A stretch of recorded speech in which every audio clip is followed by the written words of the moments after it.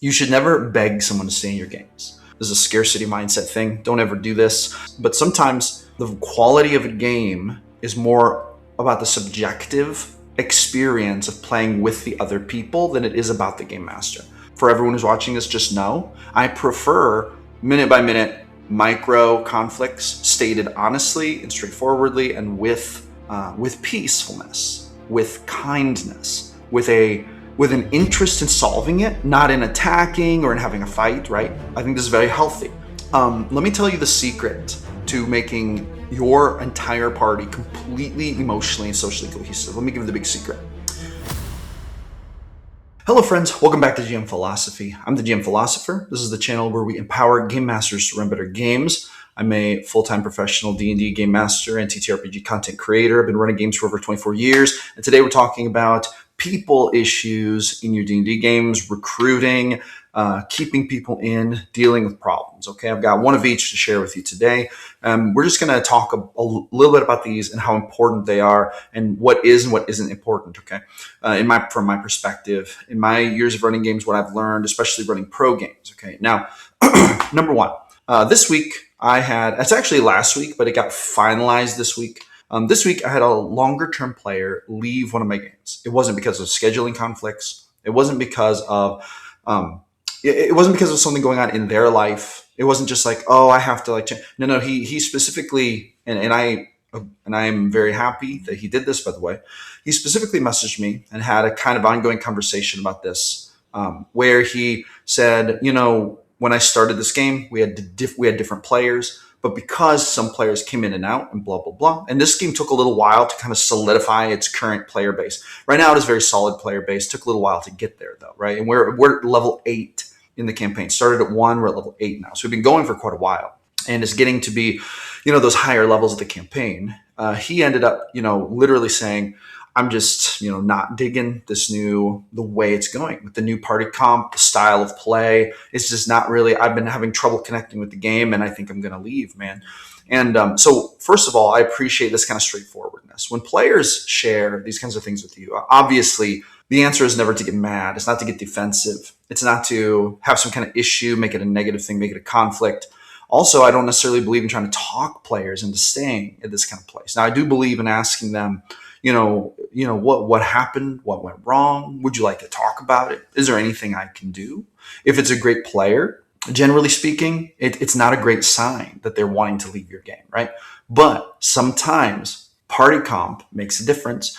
Players sometimes, and I'm going to tell you what, I have a hard time understanding this myself sometimes, but sometimes the quality of a game is more about the subjective experience of playing with the other people than it is about the game master. Sometimes players seem to really like a game master's games, but then they cite that the other players, or maybe even one other player or two other players, are the reason they're leaving. It turns out that, if you have a group of people who are a certain kind of way and they just don't mesh very well with one player, that player may not feel like this is the game for them and they may bounce just because of that. Okay. Now, should you always blame it on the other players of the party comp if people leave your games? No, but this is something to consider. So, in these cases, I believe that the best approach is just to say, hey, I understand. Listen, you're a really great gamer. Really appreciate having you in the group. Have appreciated the stories we've shared. Is there anything I could do to make it better? Is there anything I could do to help?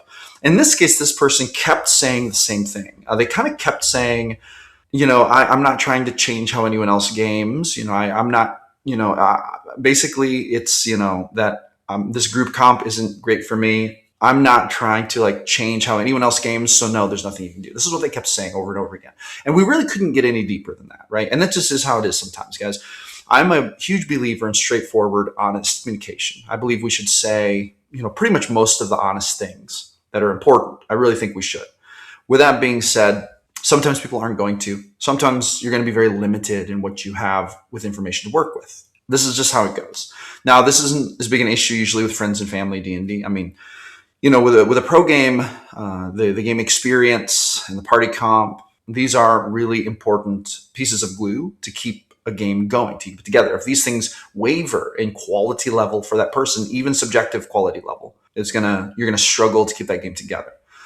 On the flip side, with friends and family D&D, there's a lot different. You've got the glue of shared maybe friendship. You do other things other than game. You're an important part of each other's lives. And so the quality of the game is actually going to be not as big a determiner as it is in a pro game. This is just how it goes, guys. This is par for the course. This is how the cookie crumbles, right, when you're doing this kind of thing. You should never beg someone to stay in your games. This is a scarcity mindset thing. Don't ever do this.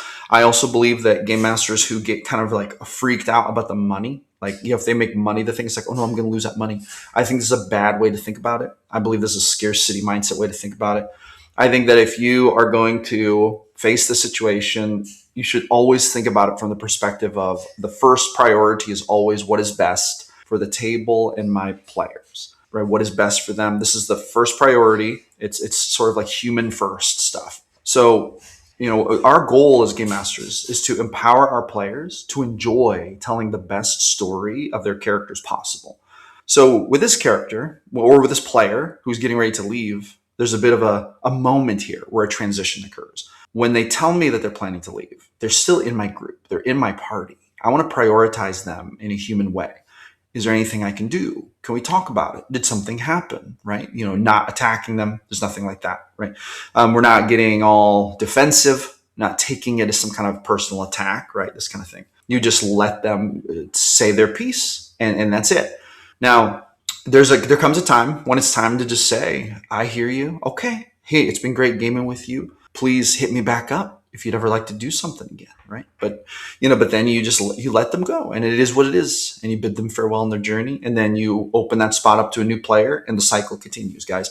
Not every player lasts in every game. It's a little sad, but that's how it goes. Now, let's talk about another player situation here. And by the way, if you want to hear more about, conversations like this, get involved in our Discord, Gym Philosophy Discord, almost 700 Game Master strong. Link to that is in the description. You should join. It's free and awesome. And we also publish a free e-magazine every month, which is really cool. And you can become a contributor to that if you want. It's a very volunteer basis, fun thing.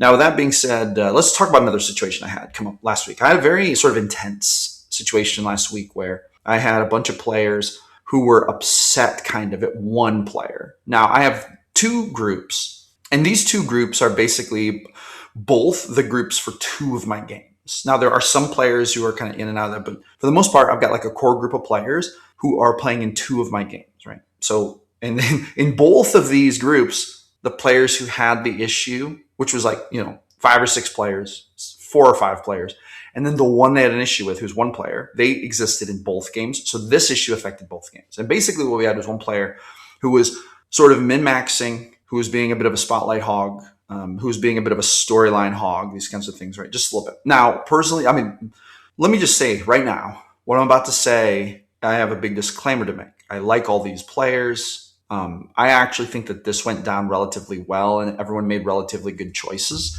in this kind of difficult situation. So players, if you're watching this, please don't think I'm disparaging my players in any way, shape, or form here. I'm just talking about this for other game masters who may run into this situation.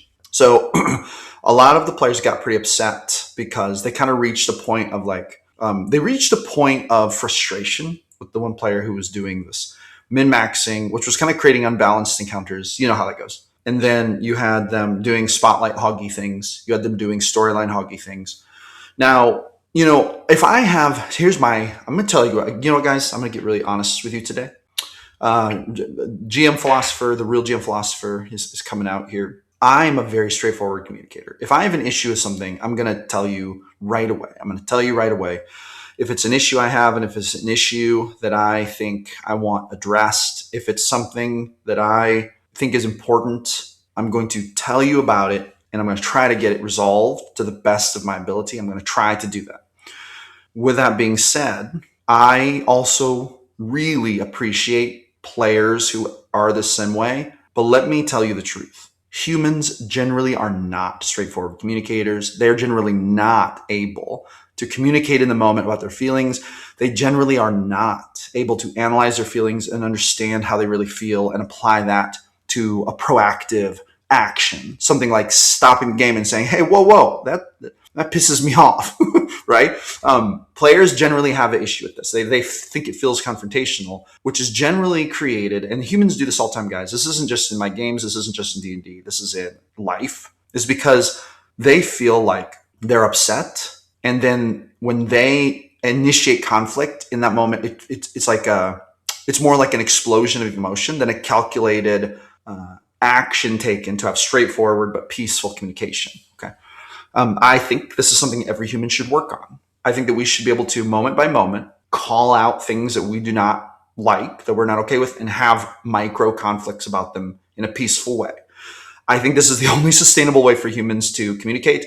But let me tell you, this does not generally happen ever. Usually people wait until it explodes. And okay, it's human nature. I'm not mad about it. I'm not angry about it. I wish it wasn't that way. For everyone who's watching this, just know I prefer minute by minute micro conflicts stated honestly and straightforwardly, and with peacefulness, with kindness, with an interest in solving it, not in attacking or in having a fight. Right? I think this is very healthy. Well, what do you think? Drop a comment. Let me know if you agree or disagree with this.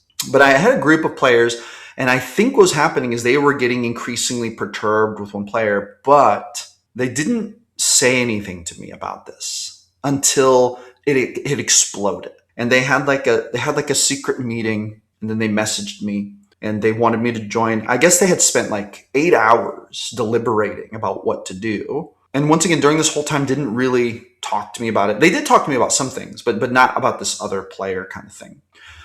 And then they ended up messaging me and asking me to join like a group meeting where they wanted to discuss it. This is good. When your players want you to discuss things as a GM, it's in your best interest to do this, especially if you care about the game and you want to keep it together, especially if you care about these players. I have mixed feelings about the way this went down. On one hand, I'm very glad they invited me to a meeting. On the other hand, I wish we would have had 30 micro conflicts leading up to it in the moment, like players stopping the game saying, hold on, GM, or hold on, player. I think this is kind of crappy. Well, what's going on here? Like, what's going on here? I would love to see more of that. And I do have some players who are more like that. My players who do that, everyone seems to kind of label them as like toxic, which is really ironic and weird because I think that's the least toxic way to live. But anyway, with that being said, these players, they initiated this, okay? And they had this conversation with me, which again, I'm not trying to denigrate. I know it's hard. I know it's very difficult to, in the moment by moment, process things. Sometimes you don't know things are happening until they creep up on you. Sometimes you're very unaware of how things are affecting you negatively. And sometimes you don't want to say anything because you think, well, maybe it's not an issue. So you make those decisions. I have a feeling that's what these players did. And they just kind of went along quite a while deciding not to say anything about this other player, thinking, well, I don't want to make it an issue. I'm going to decide not to make it an issue, etc. Right? So we lead up to this, okay? And I'm being very real with you guys, okay? We lead up to this, and then they end up telling me about the min-maxing, the spotlight hogging, and things like that. And this was hurting the game experience for them. And basically, what it all boiled down to was they told me this was a major issue. It was basically bordering on being a catastrophe. They described it as, quote unquote, smoke was coming out of the hood of the vehicle and the game was getting ready to fall apart if something didn't change. Okay, Game Masters, listen to me. Sometimes players, they get really, like, there's a lot of feelings involved in this craft for them, okay? I'm going to be really honest with you. I do not tend to get this emotional about stuff. The emotions for me come out when I'm actually gaming. If I allowed the emotions of game sessions to affect me, if I allowed the emotions of out-of-game things to affect me very much, I would be an emotional wreck. Okay, I have a lot of players across a lot of games. I got to remain stoic about these things. I have to treat these things very professionally, like business. It has to be like business to me. There is a human element to this. So you want to be empathetic, kind. You want to listen to people. You've got to do this to make it work. Okay, but at the same time, you have to remember that you have to develop a thick skin. Okay, there was a lot of, in this conversation, there's pretty much for every complaint they had about another character, there's like 3 veiled criticisms about me, right? This is how it goes, because you have to read between the lines on these things, right?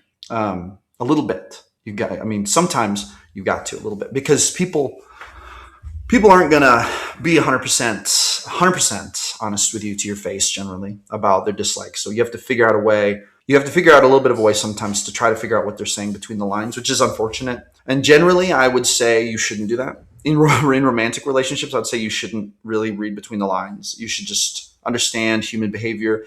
You should try to listen and understand you can't read people's minds. And, generally speaking, if they don't state a problem, you shouldn't worry about it. In business, I go a little more toward, if they don't state a problem and then they just make a big decision about it, and you could have acted on it by reading between the lines a bit, it's kind of in your best interest to do that because you want to maintain that success and that value as you go along. So in the pro GM space, I think sometimes you need to read a bit between the lines and at least check in. And you need to at least check in and kind of ask and test the temperature on some of these things, right? But anyway, so they brought this up and they basically, said, here's what we want. We want you to find some kind of solution to this because we really value this game and we don't want it to fall apart, but we don't want this player to do these things anymore. Okay, so, and it took me about 1 second to realize, what do you have to do? I have to talk to this other player and have a conversation with them. Not an angry one, not like getting them in trouble, but just a straightforward conversation. Look, here are the issues. Here's some examples. And so that's what I did. I had a conversation with this player, and they seemed to take it to heart. We played another round of sessions. I messaged gamers, asked them, hey, how do you feel? Was this good? Was this better? How are you feeling about it all? And they seemed to think it went very positively, but they were like, we'll see. We'll see. Gamers are an emotional bunch, guys. It is a very emotional, very personal thing. And I'm not saying that in a denigrating way. I'm saying this because you game masters need to understand that players generally have a lot of feelings in the game, okay? These are going to be some of your most committed gamers who are going to contribute to your story in some of the biggest ways, okay? There are gamers who, like, this kind of thing never, ever happens with them. If they don't like how someone's gaming, it doesn't really matter to them. If they don't like something, they'll just kind of speak up. A lot of the gruff, older, grognard type guys are like this. Like, they'll just say it if they have an issue. And honestly, I think personally this makes for a more, I would say this helps the game experience to one extent. I will also say, sometimes these players who are a bit more emotional, who maybe internalize things more, I will say that they tend to be very creative in the role play and they tend to add a lot to the game. It's really important to understand that you're going to need a blend of these types of personalities if you want to really make your games succeed and be healthy. If you have a whole game of kind of gruff people who are just kind of like being very direct and you have like kind of this overlying, I would say gruffness to the experience. This is sort of a game with I would say less emotional depth a lot of times. And I don't know why that is. I don't know why that is. I kind of think it's because as we go through life and we harden our skin and we harden our heart, and then when kind of emotions tend to come in here, we're just like, we're like dealing with them the minute they get there instead of internalizing them and letting them broil.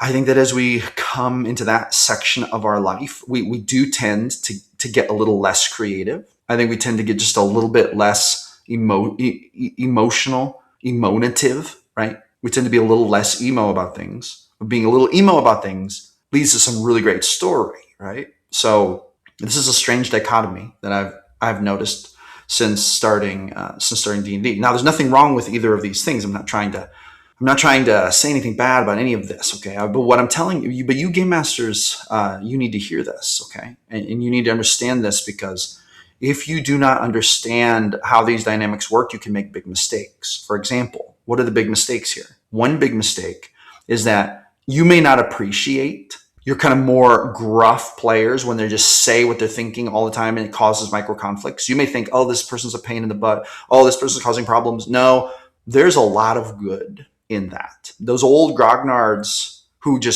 they don't put up with no crap. There's a certain amount of real actual work that they've put in and it's actually really good for the game. And you may not feel that way and your other emotional players may not feel that way, but I'm telling you it is. Drop a comment, let me know if you think I'm wrong, but I'm not. I'm right. So just keep that in mind. You can also drop a comment, let me know if you think that is the wrong thing to say. I disagree. With that being said, there are these emotional players too who maybe tend to internalize things more. They're the type who might let things build up and then explode at a certain point to a little bit, right? When I say explode, I don't mean like some kind of big fight. I mean the emotions kind of explode outward in a final decision, like a straw that breaks the camel's back kind of position. And these players, if you are more of the grognard type, you're a little older, more gruff. Now, I'm not saying grognards can't be emotional. That's not what I'm saying at all. This is a very spectrum-oriented process. Everything's a spectrum, right? This is a very spectrum-oriented kind of categorical thing. So your more emotional players, they're good for your game too, because I'm telling you what, nobody will weave deep, immersive, just cutting-edge story with feeling like these more emotional types of gamers.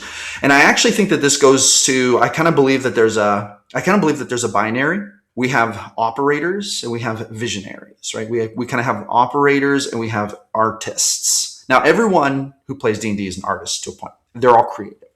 But I do believe there are kind of two basic brain situations going on. People like me are more like operators.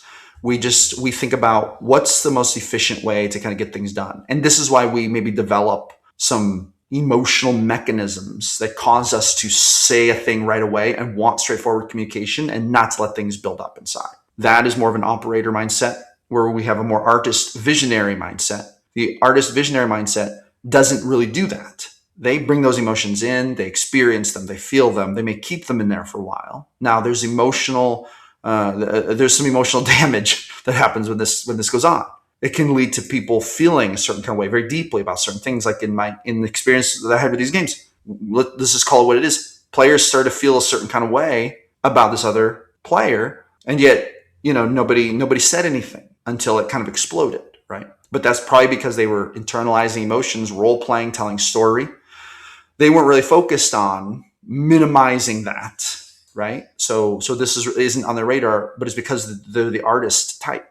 So it's important to understand that both of these types of gamers come with their own strengths and their own sort of like risks. And it's important for the game master to understand these things, to appreciate them for what they bring to the table, to not get upset at them for being who they are.